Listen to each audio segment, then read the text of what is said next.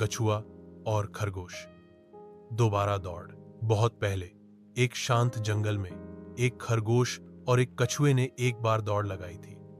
खरगोश तेज और अति आत्मविश्वासी दौड़ के बीच में झपकी ले लिया और धीमे लेकिन स्थिर कछुए से हार गया। तैयार कछुआ। वह कहानी दूर दूर तक फैल गई, हर जगह जानवरों को सिखाती रही कि धीरे और स्थिर दौड़ जीतता है। साल बीत गए और खरगोश को वह शर्मिंदगी कभी नहीं भूली। उसने हर दिन प्रशिक्षण लिया, दौड़ता रहा, जंगल के रास्तों पर कई चक्कर लगाए। कछुआ इस बीच वही रहा, शांत, स्थिर और केंद्रित। एक धूप वाली सुबह खरगोश फिर से कछुए के पास गया। अरे पुराने दोस्त, खरगोश ने कहा। हो, एक दोबारा मुकाबले के बारे में क्या? कछुए ने मुस्कुराया। क्यों नहीं, इस बार इसे और दिलचस्प बनाते हैं।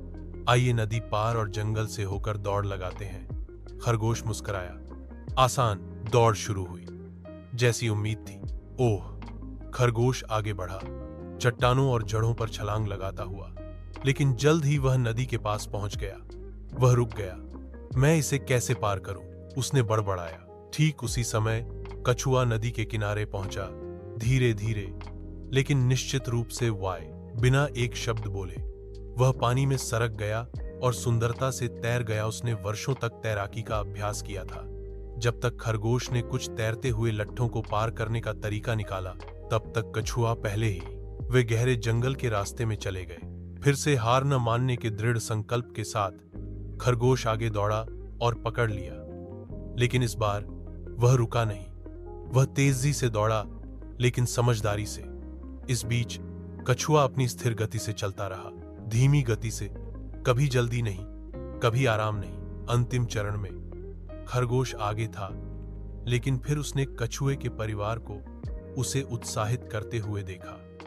उसे पुराना सबक याद आया और वह मुस्कुराया। उसने रुककर बस एक पल के लिए और कछुए को आगे आने दो। वे एक साथ फिनिश लाइन पार कर गए। जानवरों ने जय जयकार की। दौड़ का अब एक नया संदेश था। तेज या धीमा, यह गति महत्वपूर्ण नहीं है, यह हृदय है। आरटी, प्रयास और सम्मान जो हम दिखाते हैं। उस दिन से खरगोश और कछुआ सबसे अच्छे दोस्त बन गए, साथ साथ दौड़ लगाते हुए, एक दूसरे को हराने के लिए नहीं बल्कि यात्रा का आनंद लेने के लिए।